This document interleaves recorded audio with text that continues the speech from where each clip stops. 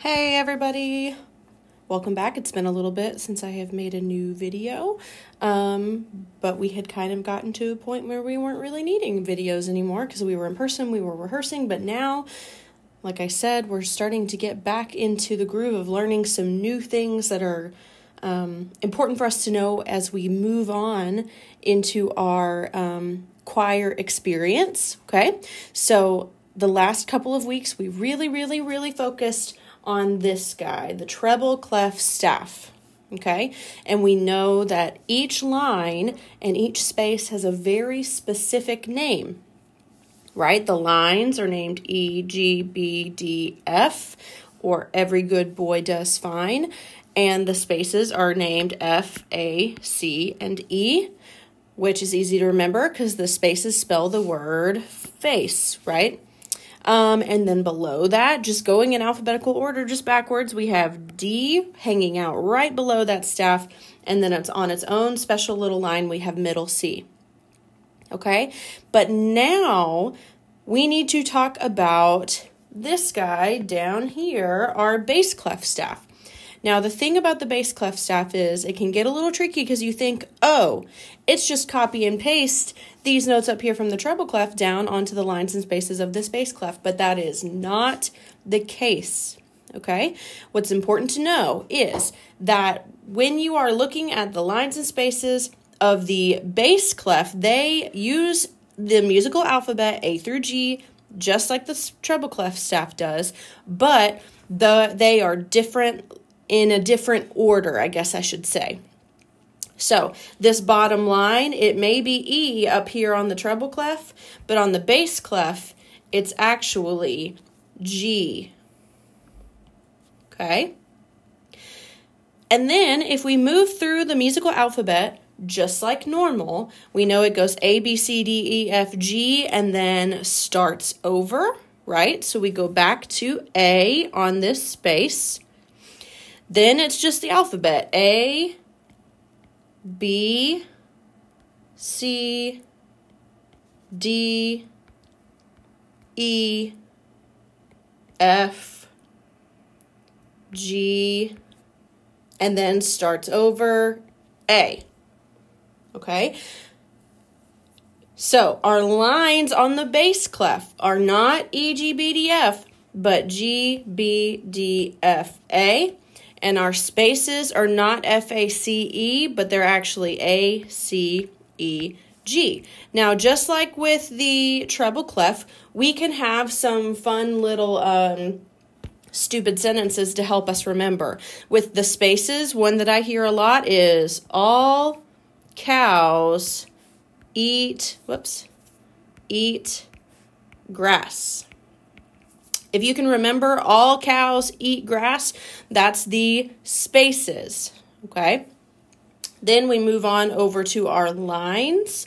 My favorite one that I've heard is good burritos don't fall apart, because that is a statement of fact, and I agree with that, okay? So, to remember the lines and spaces of the bass clef, our spaces are all cows eat grass. Remember, always starting from the bottom and going up to the top.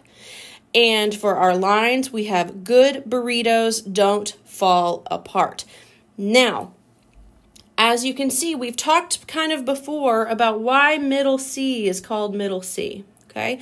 Well, in music, this is actually what it's going to look like, okay? Let me get rid of some of this, all this craziness here before I get started talking about the next phase here, okay? We talked about why middle C is called middle C, and one of the reasons is because it's kind of in the middle of the piano. But really, the main reason why we call it middle C is because it's actually in the middle of something called the grand staff. The grand staff, okay? Now, the grand staff is the treble clef staff and the bass clef staff put together, just like this. The treble clef staff will be on top, the bass clef staff will be on bottom, and look what is hovering perfectly in the middle of those two staffs. In the middle, we have middle C. So they go together. So say you're having a hard time remembering, the lines and spaces of the bass clef.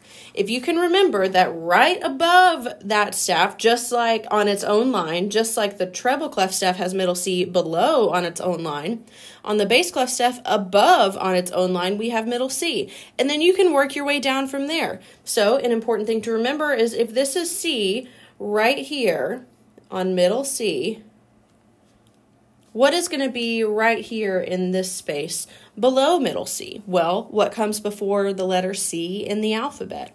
We have B. And if you look at the line before that, it makes sense. We have A, B, and then middle C. So we can go from the bottom line, if you can remember, sorry about that. If we can remember that the bottom line is G, we can just go up the alphabet. G, A, B, C, D, E, F, G. We start over. A, B, now we're here on middle C. Now we're on the treble clef, right? D, E, F, G, A, B, C, D, E, F, all the way up, and it just goes alphabetically, all the way up.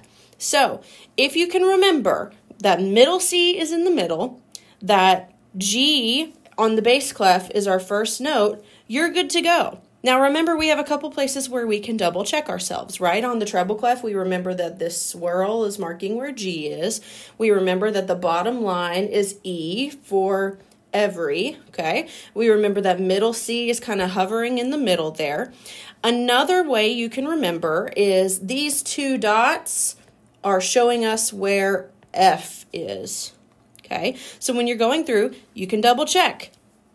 When I go up my alphabet, when I get to this line in between the two dots, did I land on F? If I did, we're Gucci, okay? So I hope that this makes sense to you. I hope that it's not too confusing. If you have any questions, I really, really do mean it when I say I want you to send me a message. I would be happy to do a Zoom call with you or something and explain something if you needed some more help. Also, YouTube is full of thousands of videos that can help you, not just mine. You can just search bass clef staff lines and spaces or grand staff lines and spaces. And if you go there, the internet is full of thousands and thousands and thousands of videos that other people have made that can help you to figure this out a little bit more. As always, you can also go to musictheory.net and get in a little practice and maybe even look at their lesson. The point is, you have options if you're confused. Obviously, I am one of those, and I would love, love, love to help you for a few reasons. One, it's my job, and B, I like you guys. So let me know if you need help. Refer back to this video. Make some notes if you need to, just to have it on a piece of paper so you can look at it. Whatever you got to do, let me know if I can help you. And don't forget, most importantly, if you can remember that G starts here, you can go all the way up the grand staff and figure it out. Remember, good burritos don't fall apart and all cows eat grass, okay? Have an awesome day. Make somebody smile today. Bye, guys.